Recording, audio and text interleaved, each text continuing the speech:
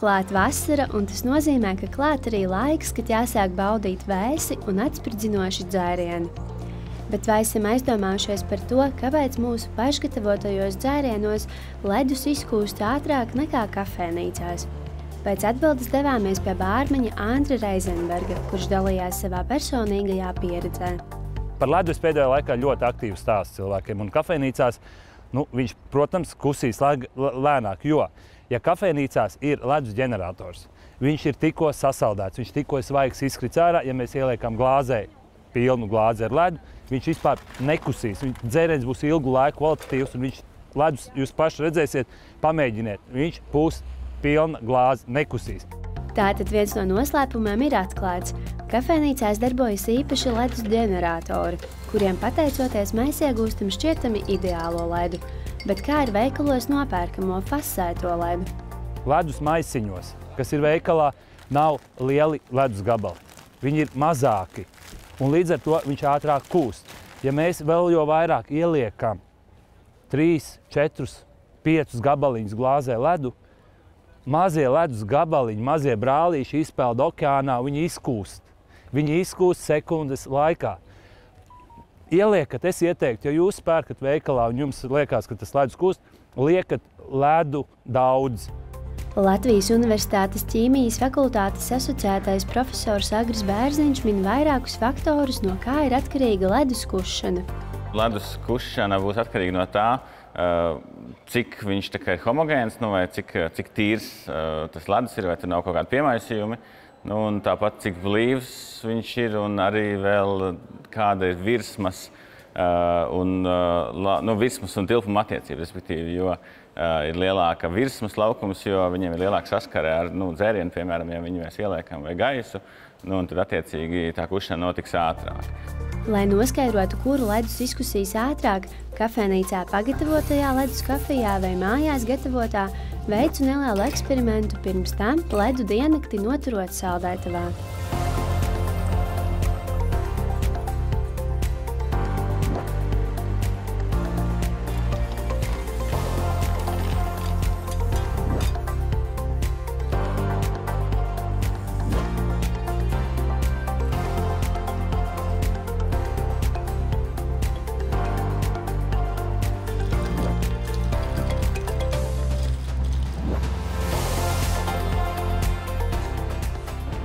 Paskatīsimies, cik ātrā laikā ledus šajā dzērienā izkusīs.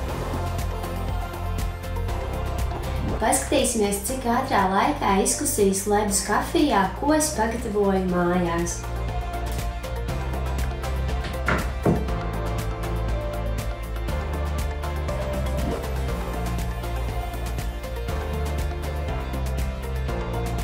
Ir pagājušas 44 minūtes 24 sekundes, un ledus šajā dzērienā ir pilnībā izkusis. Ir pagājušas 48 minūtes 25 sekundes, un ledus dzērienā ir pilnībā izkusis. Tātad nav nemaz tik slikti, jo pašgatavotais ledus kafejā izkusta vien 4 minūtes ātrāk nekā kafejnīcā. Protams, jāņem vērā arī dažādi ietekmējošie apstākļi – telpas temperatūra, dzēriena apmaisīšanas biežums un tilpums. Restorānu, kafejnīcu ledu un to, kas ir mājās taisīts, tur atšķirās arī tas, kā viņš gatavojās un kā viņš sasalst. Restorānā taisītais ledus viņš taisās speciālā mašīnā, un parasti tā salšana ir tāda, ka viņš no vidus sākumā tiek apsaldēts riņķī. Mājās, ja mēs ieliekam leduskapī, saldētavā taisīt, sākumā pirmais, kas sasalst, ir ārpuse, un tad viņš salst uz iekšu. Līdz ar to gaisa burbulīši, kas tur ir, viņi paliek tajā ledū, viņš arī nekad nebūs tāds skaidrs. Bārmenis Andris Reizenbergs atklāja, ka viss noslēpums ir, lai ledus būtu kvalitatīvs, lielos gabalos un pats galvenais tas tiktu izmantots daudz. Ir, protams, stereotipi, ka liekas, ko tu man te liec to ledu tik daudz. Tu man dzērienu lai mazāk. Ledus tiek likts tikai tāpēc, lai dzēriens būtu kvalitatīvs ilgu laiku un lai viņš neizkūst tik ātri.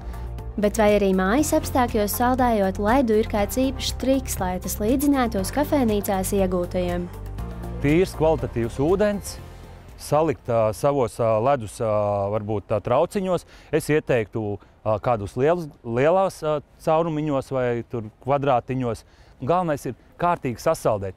Mīļie, sasaldējam kārtīgi ledu, būs kārtīgs dzēriens, kvalitatīvs, ilgu laiku, atsveidzinošs. Amanda Bīrsgala, Mārtiņš Avots, 4. studija.